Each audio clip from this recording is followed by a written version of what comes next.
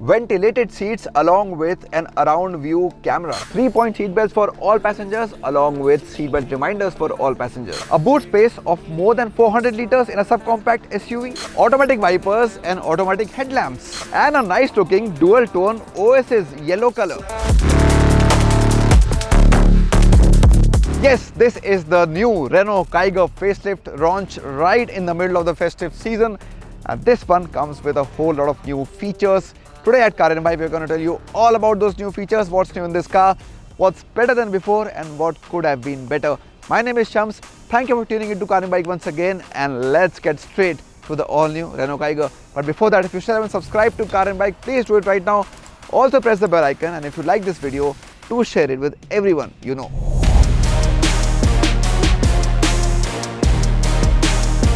You just cannot miss this striking OS's yellow color on the new Kiger. Wasn't there earlier, and it's not there on all the variants. You'll only get this on the higher variants. This is of course the top emotion trim of the SUV, and it actually looks quite good. But everything else also has changed on the face. Talk about the grille, that's new. DRLs, yes, maybe similar, but the headlamp look is different, the fog lamp look is different, and also the skid plates are absolutely new and make the car look so sporty. You get the silver look on the high variants, the base variants get a black look.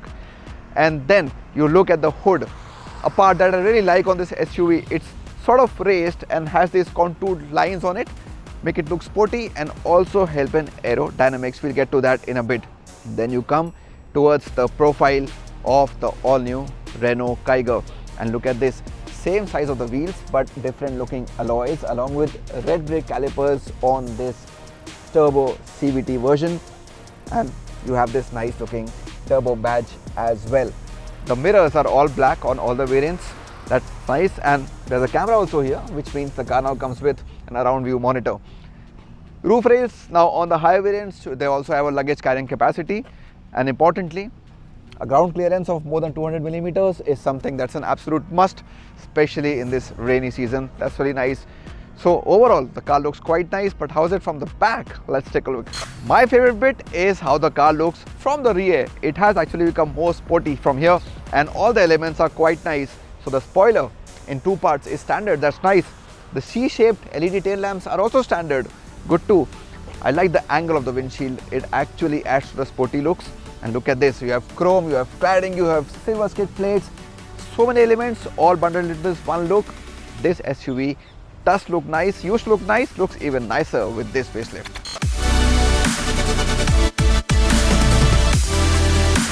It's a well laid out cabin in the Kiger. I've always liked that in this SUV, and it is quite spacious as well and works well ergonomically too. What they've done now with this facelift is that they've added some more features to make the cabin even more appealing and premium. First amongst them are these nice looking semi-leatherette seats which add to the premiumness, and along with that you also get a ventilation function on both the front row seats, probably making it the most affordable car in the country with ventilated seats. So you get that on the top variant, which starts at 9.15 lakh rupees for the version which has the NA engine. Apart from that, you also get a around view camera, so you get views from all sides, front and back and left and right. Of course it doesn't come together, but it's still something that is useful when you're driving out on the roads. You also get a 3D Archemy sound system. The touchscreen is the same as earlier, the 8-inch units, which works nicely, and on the higher variants you also get wireless Apple CarPlay and Android Auto. What are the other features you get here? Well, you get a wireless charger, which is always a good feature, along with an auto dimming IRVM that also helps you as a driver in the night, and you get a full digital cluster, which also is a nice addition, which gives you a lot of information. As I said, it's an ergonomic cabin, a lot of storage spaces. So this big cubby hole, deep cubby hole between the seats, and it's quite big as well. And you get twin glove boxes, something that's always appreciated by users of the Renault Kiger. A lot of storage space in the doors too. And overall, even for somebody as tall as me, this looks like a very comfortable place to be in. Look at this, quite good for a sub 4 meter SUV. The front seat is adjusted for my driving position, and this is the kind of knee room I get here. I'm quite happy with the headroom as well, and also my under thigh support is quite good. And then you get the recline angle, which also is quite impressive. What I like here is the fact that, of course, apart from 6 airbags, you get 3-point seat belts for all the passengers, and all the passengers also get seat belt reminders. However, the middle passenger does not get an adjustable headrest, or there is no headrest for the middle passenger. Other two do get adjustable headrests. The floor is absolutely flat on this CVT, and then you also have rear AC vents along with a 12-volt socket here on the second row. Importantly, the second row seat can be folded in a 60-40 split, and the best part is it is standard across all the variants. A boot space of more than 400 liters in a subcompact SUV. Yes, the Kiger has always impressed in this department and continues to excel even with this facelift.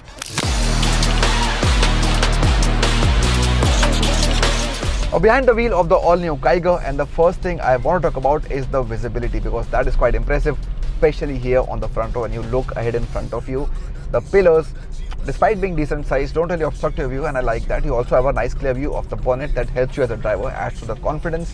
And with my tilt adjustable steering wheel and of course my driver seat adjustment, I get the right position to drive the car, which is good. The rear windshield though, because it is so angular, does hamper my view a bit, but because there's no middle headrest, it helps me also by getting a clear view. And of course I have my 360 view monitor that I can use to get a rear view of the vehicle. Engine options remain the same on the Kiger. Just like earlier, you have two petrol engine options. One is a naturally aspirated motor, which is of course less powerful, and one that I'm driving right now is the turbo petrol engine option, which is more powerful and comes in only the higher variants, the top two variants of the SUV. So the base variants get naturally aspirated engine option only. And while you may feel that the NA version is slightly underpowered, at least that's a feedback we've got from a lot of our viewers, but this turbo CVT combination is quite potent, because this is an engine that comes with a good power to weight ratio when you're talking about the vehicle.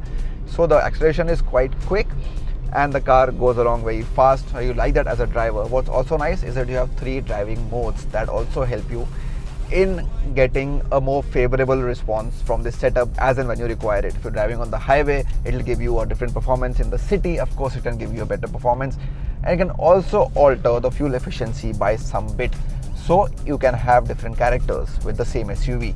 2 big claims by Renault on this facelift. First, the fact that NVH levels have improved. Have they? Well, on the drive today here at the ICAT track in Manesar, you can say with some amount of certainty that yes, that is the case, because we've been able to drive here at quite good speeds, at high speeds, at speeds at which you may not be able to drive in the regular city conditions. And I can sense that, you know, the kind of noise or exterior sounds that may creep into the cabin are not coming in so much. So yes, there seems to be a definite improvement in NVH levels, but I can still hear a fair bit of tire noise, and that is something maybe Renault still work on in the future on the Kiger. And second, very important, is how does the CVT perform here on this SUV.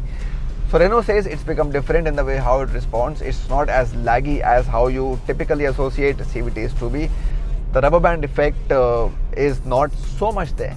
And again, we've been driving here on empty roads, so not really the best way or best place to judge it. In most stop and go traffic, maybe I could have told you in a better way how the CVT performs, but for now, no real complaints. I've driven it at both low speeds and high speeds with some brakes, and it does seem to be a good combination, as I said, with the engine. And if you're looking to buy this car, especially for use in the city traffic, the CVT comes across as a really good option.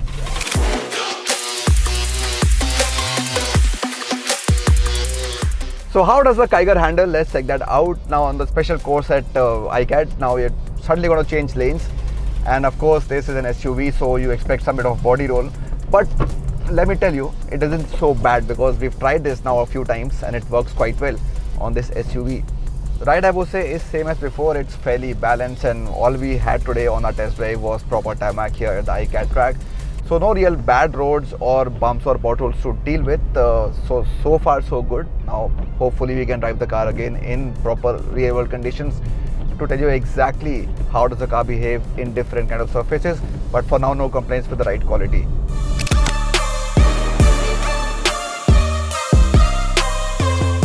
Now, a good thing Renault has done with the Kiger is the fact that more than 20 safety features are standard on this car. So it doesn't matter which variant you buy, you will get a safe set of wheels. So of course 6 airbags are standard, but things like traction control, electronic stability program, hill start assist, all these features are also standard, which is quite impressive. And then you also get stuff like isofix mounts, which is also a good addition, which wasn't the case with the car earlier, but now you get them on all the variants of the SUV. So overall it works quite well.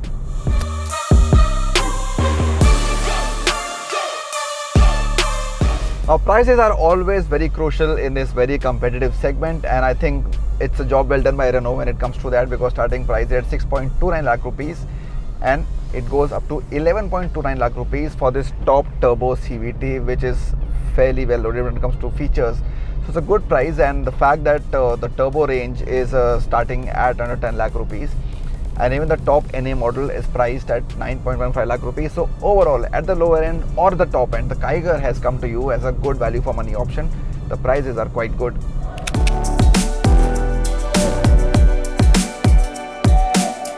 So that's the all-new 2025 Renault Kiger, a good-looking car that's become even better in the way it looks and is also great value for money. Now in this ultra-competitive lower end of the subcompact SUV segment, this facelift just makes the things a little more spicy and comes across as one more very good option if you're looking to buy a car in this particular segment. What do you think of the Renault Kiger and this subcompact SUV segment? Let us know in the comments below. Thank you so much for watching.